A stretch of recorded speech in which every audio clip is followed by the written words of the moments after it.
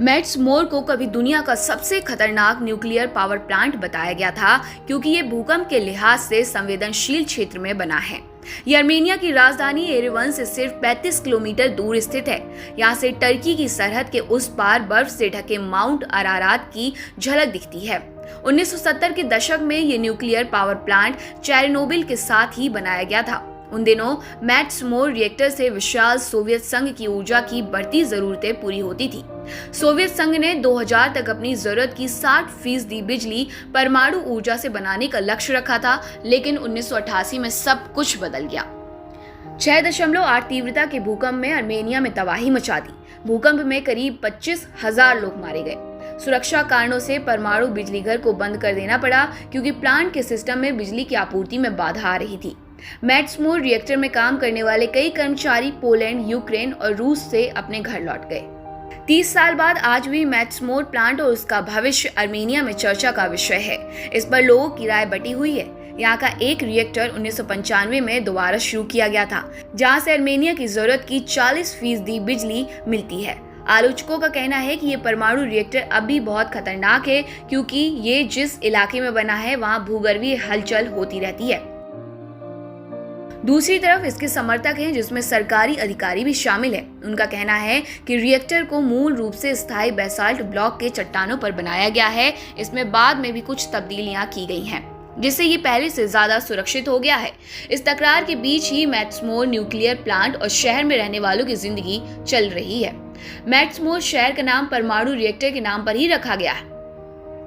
Soviet संघ के शहर को मॉडल सिटी के रूप में बसाया गया था। इसे एटमोग्रोद कहा जाता है। बाल्टिक से लेकर कजाकिस्तान तक पूरे सोवियत संघ से प्रशिक्षित श्रमिकों को यहाँ लाया गया था।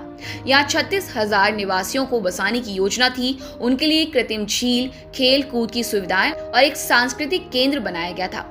शुरुआती दिनों में यहाँ की दुकानें सामान से भरी रहती थी। उन दिनों एरेवन तक में ये चर्चा होती थी कि मैट्स मोर से सबसे अच्छी क्वालिटी का मक्खन मिलता है। भूकंप आया तो शहर में कंस्ट्रक्शन का काम रोक दिया गया। 2 महीने बाद सोवियत संघ सरकार ने फैसला किया कि परमाणु बिजली घर बंद कर दिया जाए। कॉकेशस क्षेत्र में तोड़फोड़ के कारण बिजली सप्लाई में बाधा का मतलब था कि प्लांट को सुरक्षित रूप से चलाना संभव नहीं रह गया था। आधे अधूरे बने मैट्स मोर में रहने वाले लोगों ने पाया कि शहर में उनके लिए रोजगार के बहुत कम मौके बचे हैं। फिर भी शहर की आबादी स्थिर नहीं रह पाई। जिस साल भूकंप आया उसी साल अजरबैजान के विवादित नागोर्नो कोराबाख इलाके में संघर्ष के कारण शरणार्थी मैट्स मोर आने लगे। संघर्ष के पहले साल 450 से ज्यादा शरणार्थी मैट्स मोर के बाहर खाली इलाकों में आकर बस गए। अब उन लोगों ने अपने लिए घर बना लिए। वे उस जगह पर रह रहे हैं जहां एटमोग्रोद का तीसरा हाउसिंग डिस्ट्रिक्ट बनाने की योजना थी। आधे अधूरे बने मैट्स मोर में रहने वाले लोगों ने पाया कि शहर में उनके लिए रोजगार के बहुत कम मौके बचे हैं। फिर भी शहर की आबादी स्थिर नहीं रह पाई। जिस साल भूकंप आया उसी साल अजरबैजान के विवादित नागोर्नो कोराबाख इलाके में संघर्ष के कारण शरणार्थी मैट्स मोर आने लगे।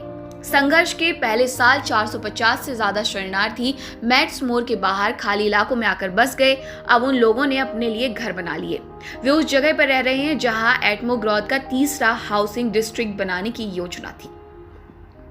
1993 में प्लांट के 2 में से 1 यूनिट को फिर से खोलने का फैसला किया गया। सुरक्षा मानक फिर से तैयार किए गए। वो रिएक्टर आज भी काम कर रहा है, लेकिन उसके नवीकरण की जरूरत है।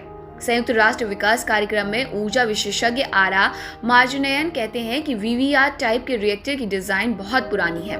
मिसाल के लिए उसमें संभावित विस्फोट होने पर मलबे को फैलने से रोकने वाला कंक्रीट का ढांचा नहीं है।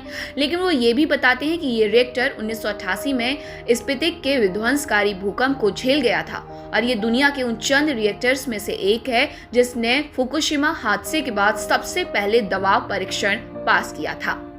मैट्स मोर में ही पढ़ाई करने वाले मानव विज्ञानी हैमलेट मेलकमयान कहते हैं कि पुरानी पीढ़ी के लोग, जिन्होंने सोवियत संघ के समय का शहर भी देखा है, इसे सुरक्षित घर मानते हैं। यहाँ एक समुदाय और आपसी विश्वास की भावना है। लोग जब बाहर जाते हैं तो घर की चाबी पड़ोसी को देकर जाते हैं। गर्व की ये भावना वास्तुकार मार्टिन मिकलेन के मन में भी थी जब वे इस महत्वाकांक्षी शहर की योजना बना रहे थे। इस काम के लिए चुना जाना उनके लिए सम्मान की बात थी। मैट्स मोर में राष्ट्रीय गर्व का वो भाव अब भी है। सब्सक्राइब करें हमारे चैनल देश ऑनलाइन पल्स ऑफ पीपल और बेल आइकन को क्लिक करना ना भूलें ताकि आप अपडेट रहे हमारे नई वीडियो से।